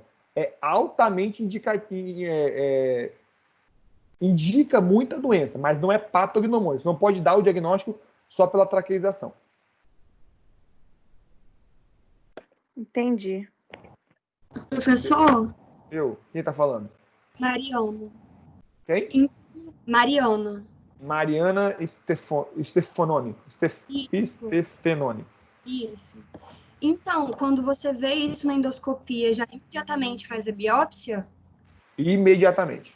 O colega tem que biopsiar imediatamente. O paciente já ter chegado, né, com o resultado da biópsia no retorno. É esperado. Às vezes os colegas sei lá, eles dão uma bugada no começo lá, que eles não fazem a biópsia, mas é para biopsiar, assim, viu esse padrão, é para biopsiar. Por que você biopsiaria, Mariana? Isso não é um padrão de esofagite? Sim. É um padrão de esofagite. Não é um padrão de esofagite esofílica? É. Como que eu vou dar o diagnóstico? Pela biópsia. Então o colega tem que biopsiar o exame. Acabou. Sim. Não tem muito para te correr. Às vezes o colega não biopsia, mas tem que biopsiar. Entendi, obrigada. Professor, Eu. olha só, eu ainda tô com uma dúvida que Quem tá eu falando? acho que é Núbia. Núbia Fiorese. Isso. Fiorese. Eu acho que é uma dúvida meio boba, mas tá bom. O que você olha para essa endoscopia e afirma que é eosinofílica? Eu ainda não entendi isso. Você consegue ver meu mouse aqui? Passando em cima da tela ou não? Aham. Perfeito. Aqui embaixo é o esôfago normal, tá vendo? Sim. Qual que é a diferença dessa imagem para essa? A normal tá lisinha. A normal tá lisinha. E tem uma coloração um pouco mais avermelhada, você tá percebendo? Aham, sim. Aqui é uma coloração mais pálida, tá vendo? Uma coloração um pouco mais clara, é subjetivo mesmo, mas é uma coloração mais pálida e tem essas formações aqui, tá vendo? Ó, tem várias linhas formando aqui dentro. Essa foto do lado linhas, também é do paciente? Essa do lado do mesmo paciente, mas aqui é a transição entre o esôfago e o estômago. Aqui é o anel esofágico inferior. Ah, tá. Essa aqui é o anel esofágico inferior. Depois desse buraquinho aqui é o estômago. Antes desse buraquinho é o esôfago. Então, aí mais para cima é a linha Z, é isso? Não. Exatamente aqui, ó. Aqui é a linha Z, aqui, ó. Aham. Aqui é a linha Z. Tá. Esse epitélio aqui mais de baixo é o epitélio da cárdia, que acende para o esôfago de vez em quando. E aqui é o esôfago convencional. Aqui, o que eu quero que você veja, esses pontos brancos. Tá vendo que tem uns pontos brancos presos? Tô vendo. Tá vendo que aqui tem uns pontos brancos presos? Aqui, ó. Isso é uma secreção que o esôfago solta nesses processos inflamatórios. É uma secreção que ele solta. Então, é só para te dar esse outro dado, que pode ter tanto a traqueização, né, que são esses anéis, quanto esse exudato. O esôfago chora um pouco por causa do processo inflamatório. Entendi. Você conseguiu ver? Consegui. Agora o ideal... Não, eu consegui, sim. Nessa foto eu entendi. O ideal agora é que eu pudesse ver em várias endoscopias, várias doenças, né? Para ir entendendo, comparando. Exatamente isso. Por isso que eu peço a vocês que vejam os próximos casos clínicos. Porque os próximos casos clínicos eu não posso dar esofagite eosinofílica de novo. Porque senão fica muito simples. E aí vão ter outras imagens, outras endoscopias. Você pode ver os próximos casos clínicos e ver as próximas imagens. Se você entrar no seu blog, tem os outros casos clínicos. Se você entrar lá, você vai ver que tem imagens diferentes. E aí a gente vai discutindo uma imagem atrás da outra. E aí, no final, se vocês quiserem, eu posso abrir, não tem problema nenhum. A aula vai estar gravada, vocês veem a discussão da imagem da endoscopia. E você pode sentar comigo qualquer dia que eu te mostro várias imagens de endoscopias. Beleza. Ou comigo, ou com o Felipe Lores, ou com a Ana Paula que faz endoscopia, não tem problema nenhum. Obrigada. Professor. Nada, mas bem, quem tá falando? Professor. Quem tá falando? Uma pessoa bem falando. Manuela. O que você manda, Manuela? Quando eu fiz aquela pergunta lá no começo, você tinha me falado que toda esofagite é uma inflamação no esôfago. Aí, quando você foi escrever aí da esofagite eosinofílica, você botou como se ela fosse uma esofagite inflamatória. Mas toda esofagite não é inflamatória? Excelente. Perfeito. Eu quis muito... Eu acho que você está numa discussão mais aprofundada, Manuela. Quando eu quis dizer inflamatório aqui, é porque eu posso ter uma inflamação secundária a um processo infeccioso. Então, eu tenho, sei lá, um vírus e ele causa uma inflamação secundária a isso. Ou eu posso ter uma doença puramente inflamatória, que seria o quê? Uma doença de Crohn, por exemplo. Eu tenho uma inflamação, mas não tenho uma infecção. Você entendeu? Entendi. Eu tenho a inflamação pura. A esofagite eosinofílica, eu tenho só o processo inflamatório. mas eu não tenho uma infecção, eu não tenho medicamento por trás, eu não tenho refluxo, eu não tenho nada além da inflamação. Mas o que você está falando é certo, Rafaela. É como se Todo fosse uma processo questão mesmo. De nomenclatura, mas você está perfeita. Todo processo de inflamação esofágica é inflamatório? É inflamatório. Então, eu vou fazer uma segunda pergunta. Quando você chegar lá no H. pylori, por exemplo, a doutora Ana Paula vai dar aula de H. pylori para vocês. Lá no H. pylori, todo mundo que tem H. pylori tem inflamação no estômago, concorda comigo? Sim. Ponto. Porque tem uma infecção? Tem uma infecção. Agora, não tem uma infecção e não tem uma inflamação? Tem. Então, é só a nomenclatura. Como, por exemplo, doença celíaca é uma doença inflamatória? Não é considerada. A gente considera, assim, não é considerada assim. Quando você estuda doenças inflamatórias, você estuda doença de Crohn, retocolite, colite microscópica, outras coisas. Mas também não é uma inflamação? Mas é só a nomenclatura. Mas você está perfeita no seu conceito. Tudo bem, obrigada, professor. Eu que deveria ter colocado inflamatória, não infecciosa, não medicamentosa, não conjuntiva, inflamatória pura, sem outro fator causal por trás. Entendi, é só por causa do conceito mesmo. Exatamente, você está perfeito. Professor? Eu. Aqui Quem está falando? É o Carlos. Deixa eu te perguntar. O diagnóstico de esofagite eosinofílica, ele surge só como um diagnóstico diferencial quando você faz endoscopia e percebe a traqueização? Ou tem algum outro sintoma ou sinal típico ou exame que dá para eu pensar mais nele? Vocês estão fazendo boas perguntas. O quadro clínico da esofagite eosinofílica é homem jovem, é o quadro clínico típico, homem jovem, com alguma alergia por trás, então rinite, asma, alergia de pele, o cara tem alguma alergia por trás. E o principal quadro clínico é a disfagia. Ele tem uma disfagia de condução. O que é disfagia? Disfagia é a dor ou a dificuldade do alimento progredir da boca para o estômago. Isso é disfagia. Ela pode ser de transição, que é entre eu mastigar e eu jogar essa comida para o esôfago. Ou ela pode ser de condução, que é a condução desse alimento pelo esôfago. A esofagite eosinofílica acomete o esôfago, ou seja, ela vai ter uma disfagia de condução. Então é aquele paciente que fala com você que, além do sintoma do refluxo, ele às vezes sente o alimento parar no meio do caminho. Ele fala assim, às vezes o alimento para aqui, Felipe, não sei o quê. Às vezes tem pacientes que precisam procurar o pronto-socorro para tirar o alimento que impacta no meio do caminho. Eu tenho 2 ou 3 pacientes no consultório que descobriram assim, o alimento parou no meio do caminho, fez endoscopia, tirou o alimento e na biópsia tinha esofagite eosinofílica. E tem alguns outros pacientes que descobrem por outros diagnósticos diferenciais. Porque tem uma esofagite que não melhora com IBP, porque tem um sintoma de disfagia esporádica, e aí você acaba investigando. Mas é disfagia em pessoa jovem, você tem que pensar em esofagite eosinofílica. Ok, obrigado. Ficou claro, Carlos? Deu para entender? Ficou sim. Show. Ô, Carlos, então me conta aí, qual o provável diagnóstico desse paciente? Eu acho que nós já respondemos, né?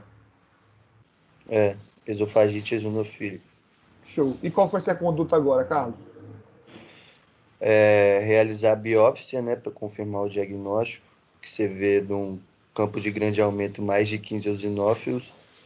E, se for confirmado, iniciar esteroides tópicos, como fluticasona, suspensão de butanidona. Fluticasona, isso. E a dieta que restringe o alérgeno da alimentação, né, que está causando. Tirar os 7 alimentos lá principais. Então, você lembra do 7? Alguém lembra do 7? Anota aí. Quais são? É o Carlos Abril, será que ele não sabe? Não sei não. Ah, tá. Eu sei 6, professor. Não sei se é a mesma coisa. É leite de vaca, leite, frutos do mar, soja, ovo, sementes, né, que são oleaginosas. Ai, tá faltando um, calma. Trigo? Trigo, isso. Trigo, Eu não sei qual é o 7. Não, é porque, na verdade, alguns locais eles diferenciam. Você juntou as sementes. Alguns colocam nozes e amendoim e diferenciam as duas, entendeu? Mas aí é só a forma de falar. Professor, eu tinha uma dúvida em relação à conduta, porque eu estava lendo, e na verdade discutindo com os pais, que tem 3 tipos de conduta dietética que eles podem ser feitos. Carol Sadowski. Carol Sadowski. Pô, Que sua mãe sabe tudo. Sua mãe sabe muito mais isso do que eu, cara. Meu pai também um pouquinho. Seu pai sua mãe vem mais que a gente. Aí tem 3 tipos e até agora tem um novo que ele tava discutindo comigo, que ele nunca aplicou ainda, que é difícil. Tipo assim, é um que você tira todos de uma vez para ver se tem melhora e depois tenta reintroduzir um de cada vez. Tem um outro que você vai tirando. Só para organizar a cabeça, Carol. Que todo mundo pensa igual. Ele tem esofagite eosinofílica? Tem, se tiver mais do 15 eosinófilos por campo de grande aumento. O primeiro conceito que eu tenho que levar para casa agora é esse. Qual o primeiro passo? O primeiro passo é dar a ele um IBP. Por que eu dou a ele um IBP? Porque qual é a causa mais comum de esofagite? O refluxo. Quando eu dou IBP, grande parte dos pacientes podem melhorar desse processo inflamatório esofágico. Antigamente, eu tinha que dar IBP, repetir a biópsia e ver que permanece a inflamação para dizer a ele que ele tem esofagite eosinofílica. Hoje eu não preciso disso. Hoje, se ele tem mais do que 15 eosinófilos por campo de grande aumento na primeira biópsia, se ele respondeu ao IBP, ele tem uma esofagite eosinofílica responsiva ao IBP. Se ele não responder IBP, ele tem uma esofagite eosinofílica não responsiva ao IBP. Que aí eu parto para o segundo tratamento. Que é o quê? Eu restringo o alimento dele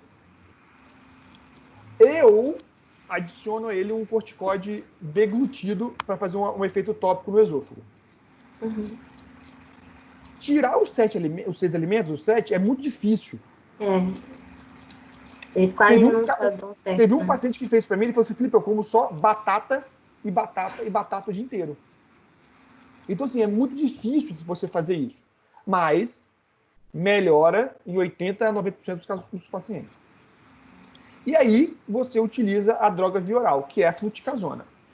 Ou você pode fazer uma tentativa alimentar um pouco mais leve. O que é isso? Eu utilizo a fluticasona e retiro aquilo que o paciente já me induz a pensar alguma coisa. Por exemplo, Felipe, eu tenho uma lesão de pele que toda vez que eu como frutos do mar eu tenho.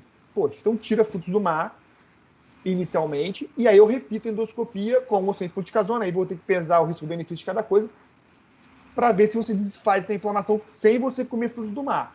Então aí é uma dieta direcionada para aquilo que o paciente está falando. Porque eles estavam discutindo hoje que tem um método de uma espanhola que é um que você tira 2 dos 6 e aí você deixa 2 meses sem. Repete a endoscopia. Aí você reintroduz um dos 2 e tira mais 2. E aí você vai fazer. Porque aí a ideia que você tem da fazer a dieta direcionada.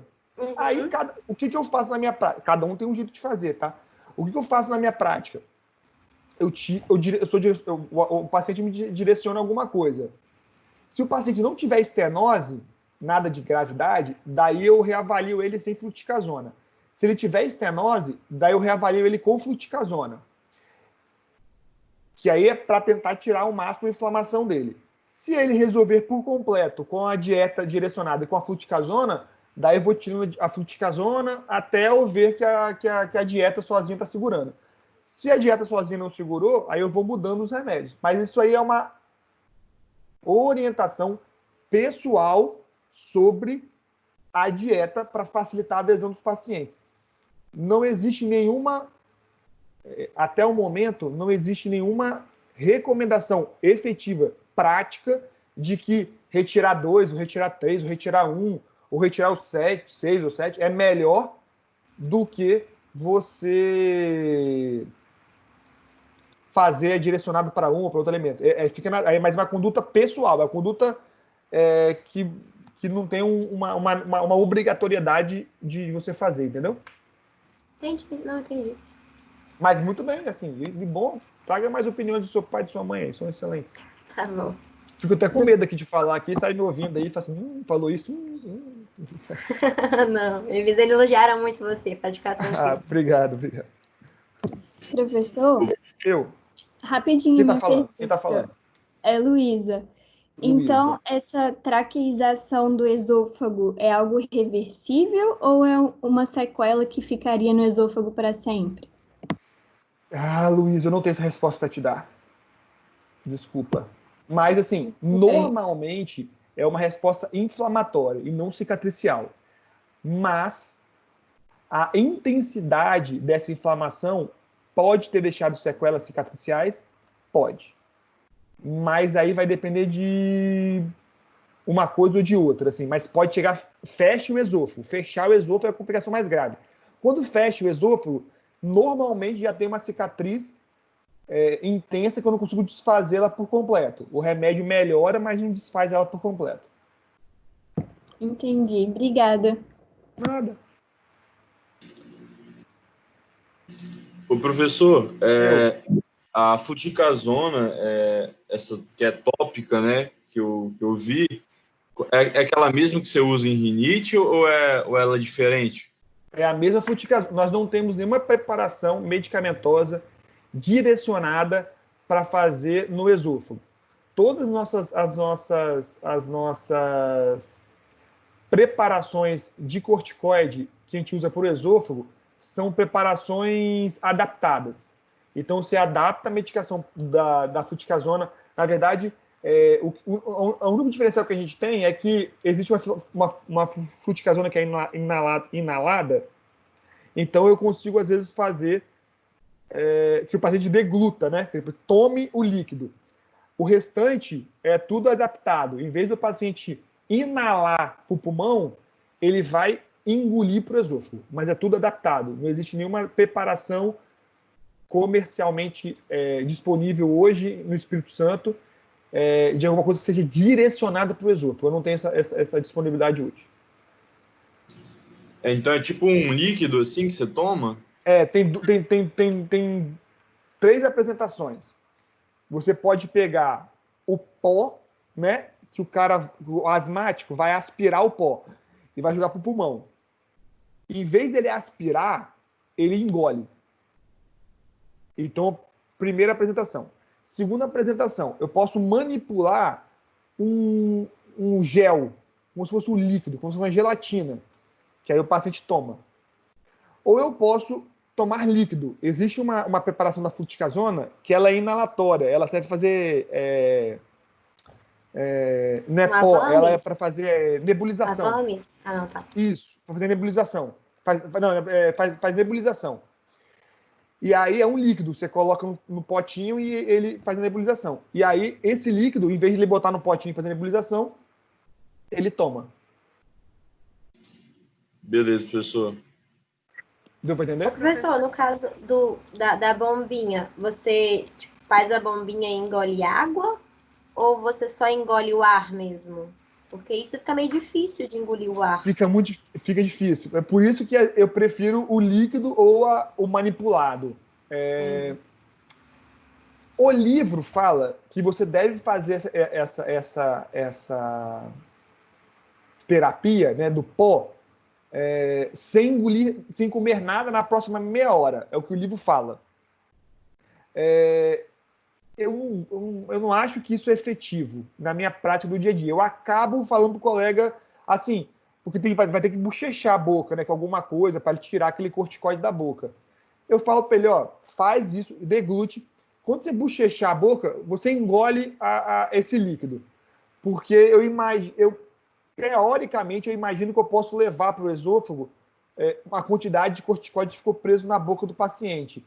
mas é uma coisa minha. Felipe Ferreira, na prática do dia a dia.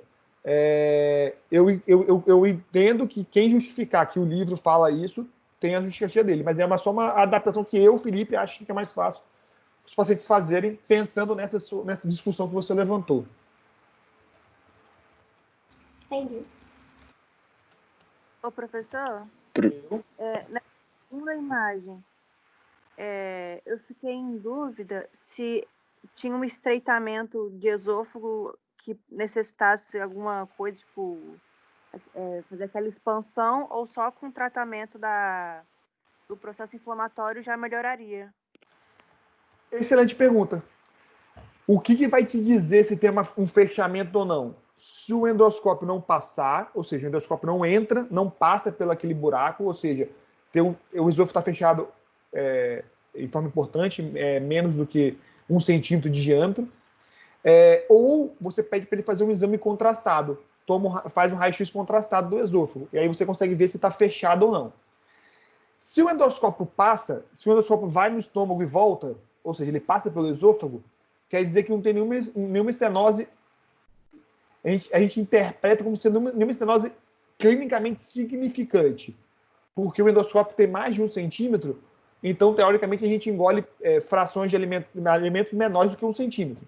Então, teoricamente, não tem nenhuma estenose significante. Mas se tivesse essa descrição, aí além da fluticasona, além disso tudo que a gente explicou já, aí eu teria que fazer dilatação para aumentar esse tamanho do esôfago no local da estenose. Mas bem pensado. Eu te respondi? Respondeu, mas nesse caso, por exemplo, o que você acha, né? Você que tem contato com isso. Nessa imagem? Uhum. Nessa imagem não tem estenose importante. Tá bom. Não tem. Se você quiser procurar no Google, procure estenose e esôfago. Você vai ver que o trem é bem fechado, assim, é bem pequeno. Mas aí vocês vão vendo. Mas eu posso te mostrar outras imagens depois. Tá bom, obrigada. Tá? Só para eu ter certeza aí, o Heitor Bubac tá por aí? Oi, professor. Tranquilo? Oi, Heitor. Tudo bem? Você não participou? Tu tá perguntando. Luiz tá por aí? Luiz Guilherme? Eu tinha perguntado só a parte da úlcera só lá. Mas... tá. E eu tinha outra dúvida também, é que se esses medicamentos como a fluticasona ou a budesonida não fizerem efeito, existe alguma indicação terapêutica do que fazer ou já não tem mais jeito mesmo? Você vai fazer corticoide sistêmico. Vai fazer corticoide, prednisona. E aí vai ficar para todos aqueles efeitos colaterais que corticoide sistêmico. Mas aí, eu nunca tive nessa situação não, tá, Heitor? Mas se na verdade, eu tive uma situação que um rapaz jovem vomitou sangue por causa da esofagite e aí acabamos diagnosticando isso. Eu cheguei a fazer corticoide endovenoso para ele. Depois corticoide via oral, que foi a prednisona, depois o fluticasona tópica. Daí vai ficar com efeito colateral. Mas eu reforçaria a dieta, as atitudes gerais para poder melhorar isso. Entendi. Não, tranquilo. Valeu. Ana Cláudia tá por aí? Oi, professor. Tô assim. A Ana Marquezine?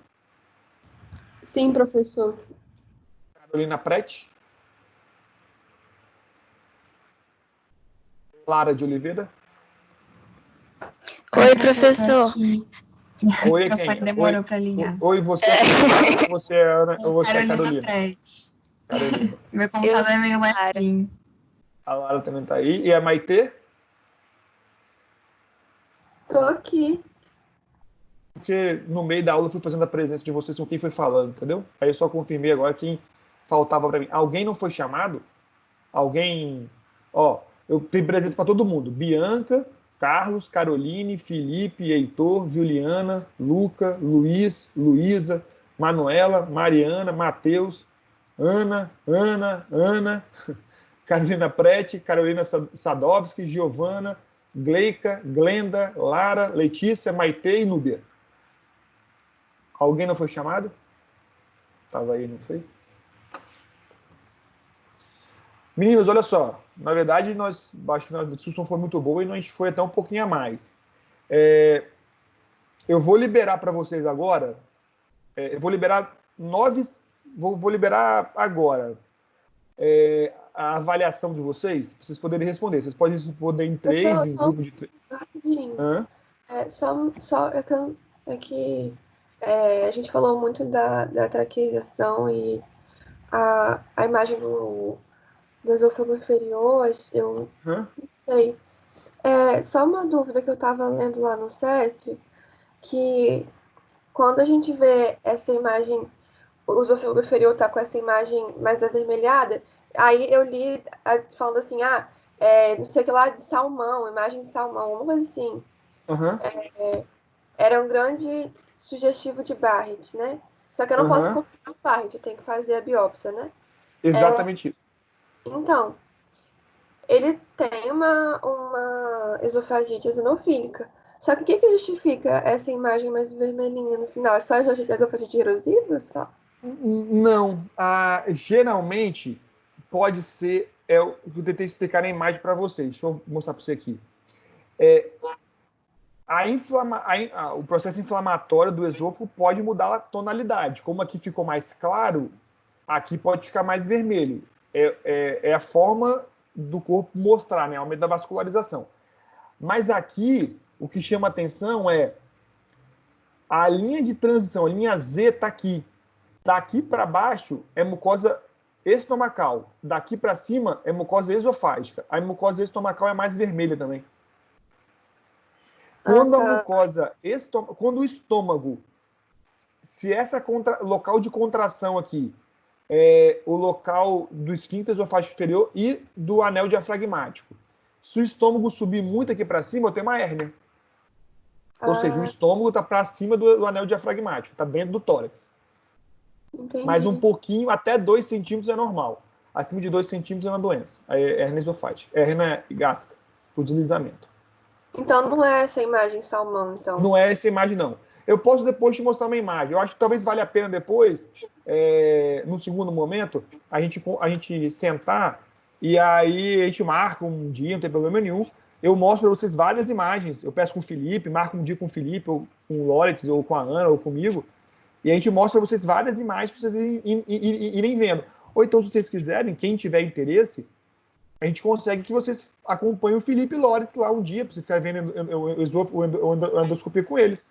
Quem quiser, só me falar e depois eu marco com ele, não tem problema nenhum.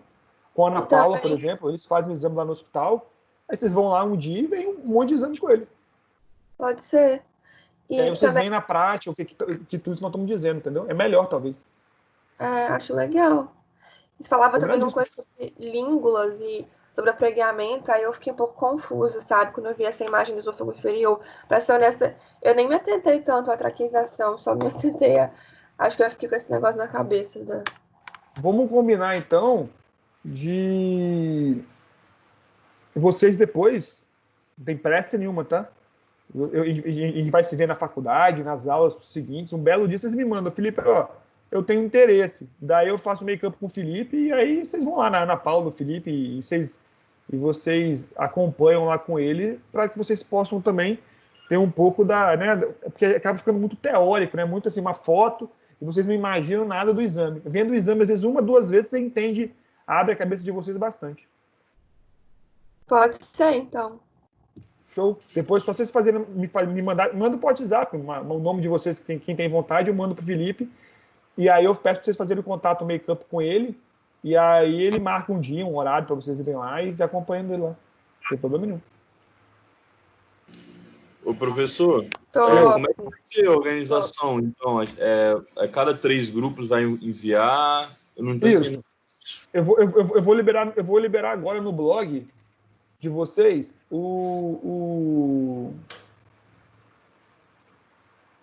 para turma 3 e 4, eu liberei agora. Eu liberei agora não, peraí. É que voltou aqui. Pra gente também, às vezes, o blog não funciona direitinho. Então, professor, vai ser um teste para cada 3 pessoas. Vai ser isso aí. Grupo de 3. Aí Grupo só precisa de 3. mandar um. Um a cada negócio, três. né? Cada um mandar um só. Entendi. Não, Tá bom, um obrigada. a cada três. Cada três manda. O trio manda uma resposta. Daí eu acabei de botar lá, vocês têm 20 minutos para responder a partir de agora, ou seja, 10 e 10. Calma aí, professor, espera um pouquinho. Tá bom. Professor, são 10 e 15 a gente aceita, e aí eu vou lá no. 10 e 15 vocês respondem. É coisa simples, tá? Não é nada, são 4 perguntas simples que vocês me mandam. Professor, Já não tá no blog, apareceu um arquivo, apareceu só para a gente enviar a atividade. Não apareceu Só tem a arquivo descrição, 20 anexado. minutos, grupo de 3 alunos, não tem um arquivo Se quiser anexado. enviar aqui ou no WhatsApp de alguém. Deixa eu mudar aqui, peraí. Vou voltar aqui.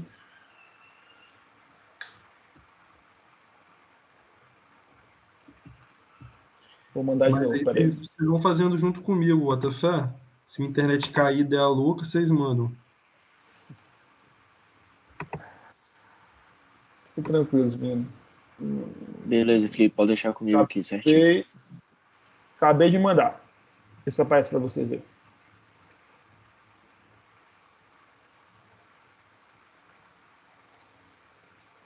Agora tem lá, né? Avaliação de doença do esôfago por 3 e 4. Agora foi. Agora sim. Então, até as 10 e 15 aí, espero que vocês tenham aula de clube de revista agora, não, né? Tem não. Clube de revista é outro grupo. Tá bom. Até as 10 e 15 vocês me mandam. Depois vocês vão descansar um pouco. E aí depois eu posso... Não, faz aí. Me manda. Eu vou pessoalmente responder a cada um de vocês. Tá bom? Aí vocês vão ter a resposta. E aí depois, se vocês quiserem compartilhar esse arquivo com os outros alunos, também pode compartilhar. Combinado? Professor, está escrito no arquivo, além da imagem acima. Aí seria a imagem do caso anterior? Do caso clínico. Ok. Tá bom?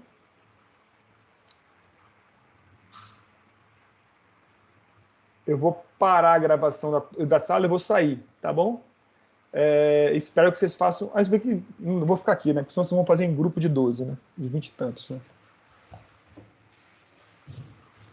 Não, mas a gente pode sair daqui, porque pode sair daqui, vai então, ligar. né? Pode. Aí vocês pequenos. vão conversando entre vocês três, o trio aí pelo WhatsApp, o jeito que vocês foram conversando aí. A resposta é em trio. Eu não quero as respostas iguais entre os grupos, hein? Pelo amor de Deus. Não me matem de vergonha, senão a próxima vez a gente faz individual, com a câmera ligada. Tá bom, pessoal. Tchau, tchau. Tchau, tchau.